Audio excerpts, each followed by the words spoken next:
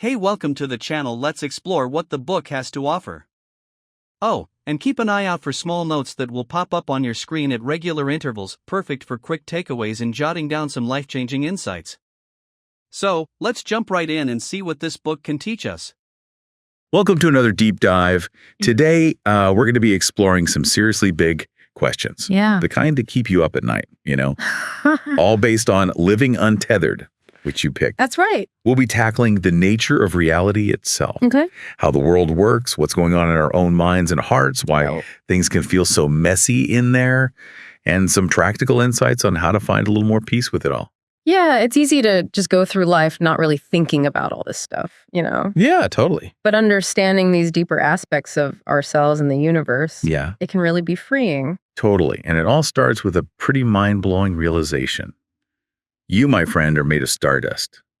No, seriously, we're talking actual stardust. Yeah. Forged in the heart of stars billions of years ago. I mean, what's fascinating here is that every atom in our bodies, are like carbon, oxygen, even the iron in our blood, Oh, wow. it all came from stars. Those tiny specks of dust we see in a sunbeam, those are the building blocks of everything we know and love. So basically, every time I look up at the night sky, I'm looking at my ancestors. That's kind of amazing and a little creepy at the same time.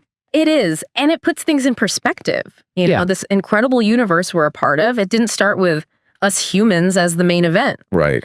The Big Bang was this massive explosion of energy leading to the formation of stars, galaxies, planets, all through these natural forces. Okay, so the universe is vast, ancient, and constantly evolving. Right. But how does this relate to my everyday life? Well, think about it this way. Okay. Saturn having rings, a hurricane forming in the Atlantic, you're spilling coffee on your shirt this morning. Oh. They're all just events unfolding according to the laws of nature. Okay. It's not personal, Right. even if it feels that way sometimes. So next time I'm freaking out about a flat tire or a bad hair day, Yes. I should just remember it's no different than Saturn having rings. It's just the universe doing its thing. Exactly. You can try that. Recognizing the impersonal nature of the universe can be a huge source of peace. Okay. Helps us detach from the drama of our own lives and see things from a wider perspective. That's actually really helpful. Good. Okay, so we've explored the vastness of the universe. Right. What about the inner world, our minds, and all that jazz? The mind is another fascinating frontier. Okay. Think of it as this incredible field of energy. Okay. Constantly buzzing with thoughts, emotions, and sensations. Right. It's where we interpret the world around us and create our inner experience. So is it like saying my brain is the hardware, the physical organ, Right. and my mind is the software, the operating system running on it? That's a great analogy. Okay. And just like any powerful computer, our minds can be used for incredible things. Yeah. We can analyze information, create art, solve complex problems. But here's the thing. What's that? Our minds are also where we store all of our past experiences. Right. The ones we resist and the ones we cling to. You're talking about those samskaras, right? Exactly. Those mental grooves that shape how we see the world. Imagine your mind as a crystal clear TV screen. Okay. Ideally, it should just reflect whatever's coming in through our senses. Okay. But when we resist unpleasant experiences or we desperately crave pleasant ones, it's like burning an after image onto that screen. So those samskaras are like those annoying after images you used to get on old plasma TVs if you paused a video game for too long. Precisely. Okay. And those mental after images distort how we perceive reality. Oh. A harmless garden hose suddenly triggers a panic attack because it reminds us of a snake we encountered years ago. Oh, wow. So we're not even seeing the world clearly anymore, but through a filter of our own past experiences. Wow, that's a bit scary. It is. And that's how the personal mind develops. This unique collection of preferences, fears, and desires that color our perception. Right. It can be incredibly helpful. How so? It allows us to learn from experience. Right. But it can also lead to a lot of suffering when those interpretations become rigid and distorted. Okay, so our minds are powerful, but prone to some glitches. Right. What about those random thoughts that just pop up? The ones that seem to have nothing to do with anything. Yeah. Are those samskaras too, or is that something else? Those automatic thoughts are fascinating. Okay. They're like our waking dreams, driven by the same underlying mechanisms that create our dreams at night. Oh, wow. The mind is constantly trying to process information, release stored energy, and make sense of the world, Okay. even when we're not consciously directing it. That's kind of trippy to think about. Yeah. It's like there's a whole other world going on inside our heads that we're not even aware of most of the time. Right. This is making me think differently about all those times I zone out or daydream. Yeah. It's not just me being lazy, it's my mind doing its thing. Exactly. So we've got this amazing complex mind that can create and imagine, but it's also prone to some serious distortion thanks to those pesky samskaras. Yeah. But what about feelings? Okay. They seem even more powerful and chaotic sometimes. Right. How does that fit into all of this? Feelings or emotions are another key part of this inner landscape. They're intimately connected to both the mind and the heart, Okay. which from this perspective isn't just a physical organ, Right. but also a center of energy. So is it like our hearts are generating this emotional energy and then our minds interpret it, filter it through those samskaras, and then we experience it as feelings? That's a good way to think about it. And just like thoughts, emotions are energy too. Okay. Love, fear, anger, joy. Right. They're all different expressions of the same underlying energy flowing through us. So are you saying that all those so-called negative emotions are actually just love gone wrong? Kind of like love hitting a snag? In a way, yes. Okay. When that energy flows freely, we experience it as love, joy, compassion. Right. But when those samskaras, those mental and emotional blockages get in the way, that same energy gets distorted, manifesting as fear, anger, resentment. This is making me think about how much we try to control our emotions. Yeah. To push away the bad ones and hold on to the good ones. Right. But what if it's not about control at all? Right. What if it's about understanding what's causing those blockages in the first place? Exactly. It's not about suppressing emotions. Okay. But about becoming aware of them, understanding their root causes, and learning to work with them skillfully. Okay. And a lot of that comes back to those samskaras we've been talking about. Okay. So if those painful emotions are coming from within, Right. from those blockages and distorted perceptions, Yes. where do relationships fit into this?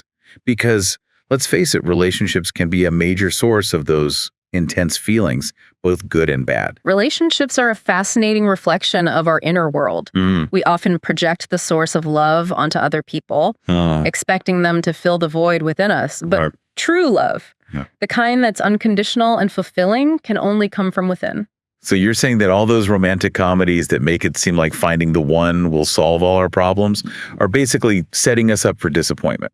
It's not that those relationships can't be wonderful. Right. But expecting someone else to complete us or make us happy is a recipe for suffering. Yeah. The real work is in cultivating that love and wholeness within ourselves first. This is making me think about my own relationships. Yeah. Am I seeking love externally instead of cultivating it within? That's a tough question to ask myself, but probably an important one. Absolutely. So we've covered the universe, the mind, emotions, and even relationships. Well, What's the big takeaway here? It all points to what's often called the human predicament. Okay.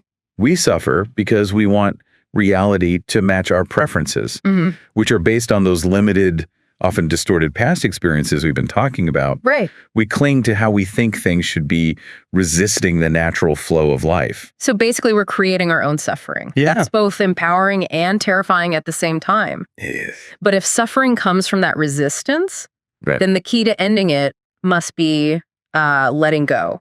That's the essence of it. Okay. The book calls it surrender. It's not about giving up on life or becoming passive. Okay. It's about letting go of that constant need to control, to fix, to force things to be different than they are. Okay. It's about accepting what is right now and choosing to work with it rather than against it.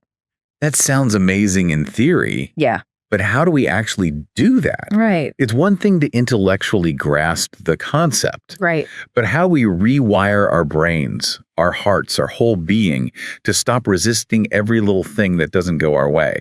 That's where the practical techniques come in. Okay. And the good news is we can start small with what I call the low-hanging fruit of letting go. Okay. It's about noticing those everyday situations where we tend to get hooked into resistance. Okay. And consciously choosing a different response. Like complaining about the weather.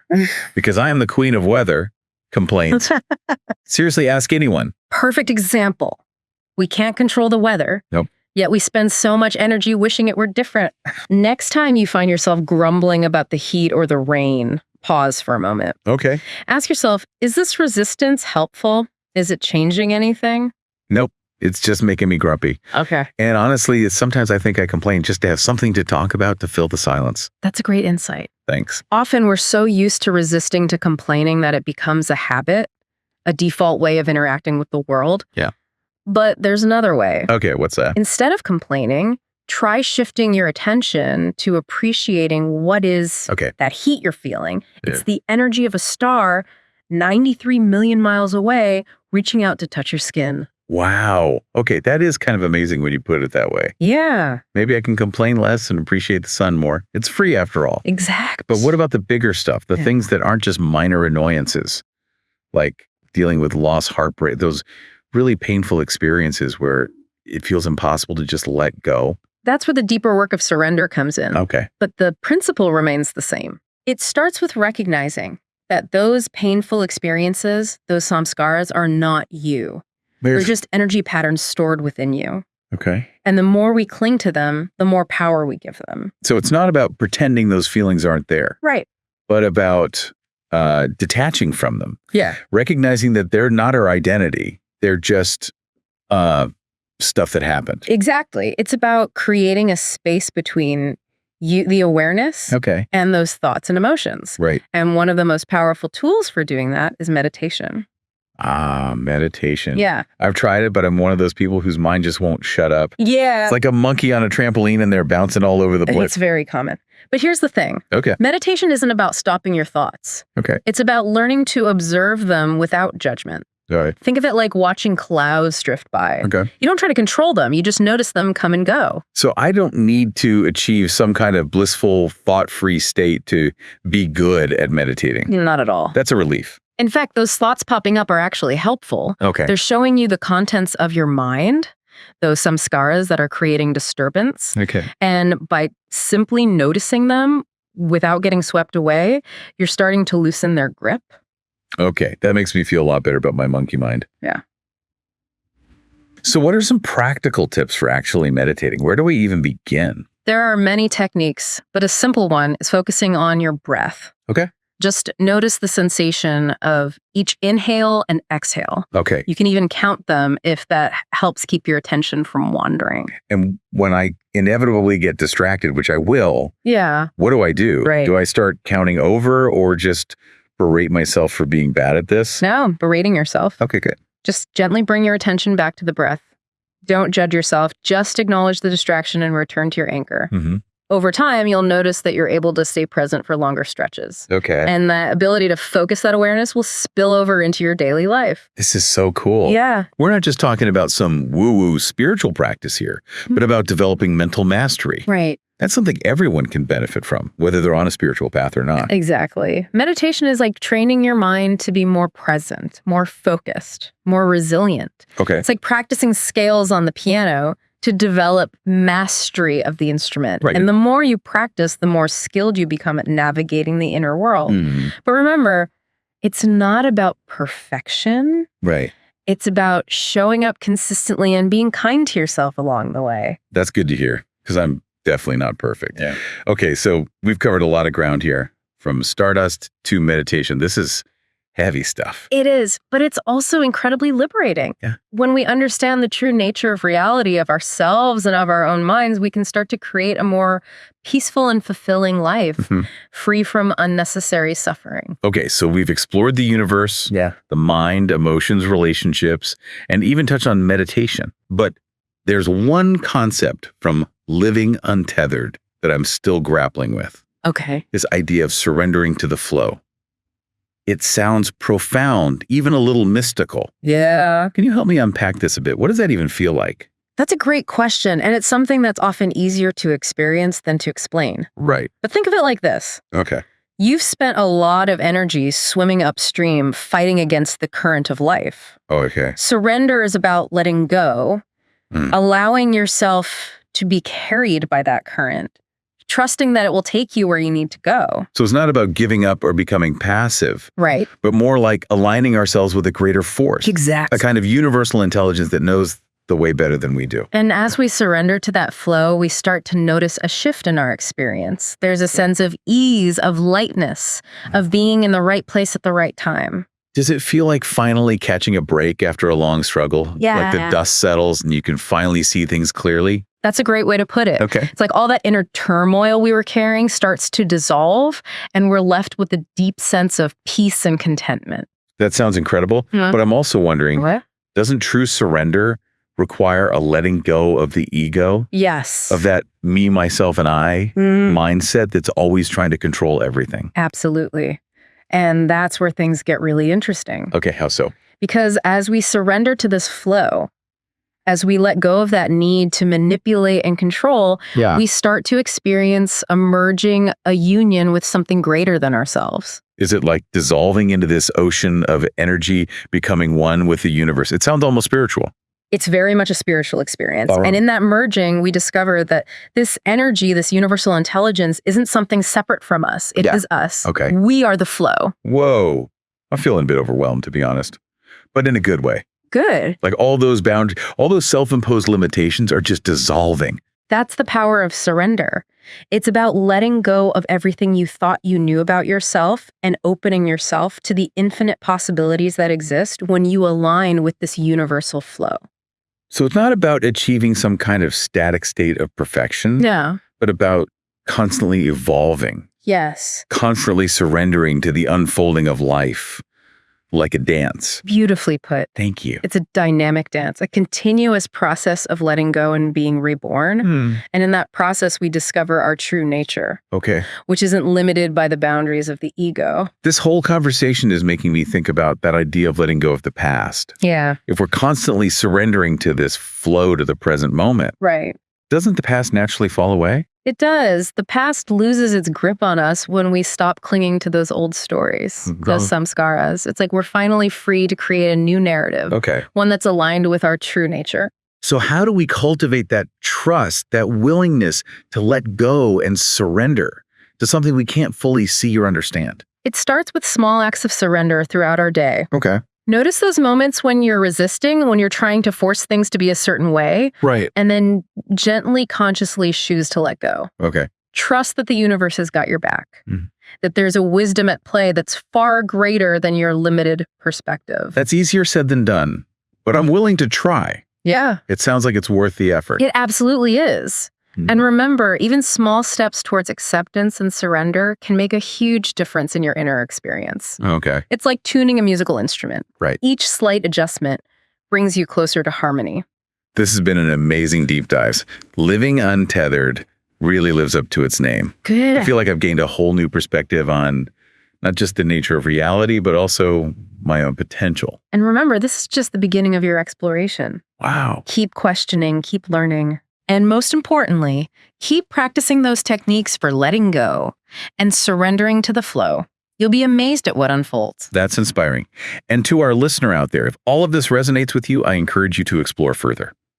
Remember, the universe's vast life is a mystery, and you are capable of far more than you can imagine. Keep an open mind, a curious heart, and keep diving deep. Kindly head down to description and click the link to purchase the book.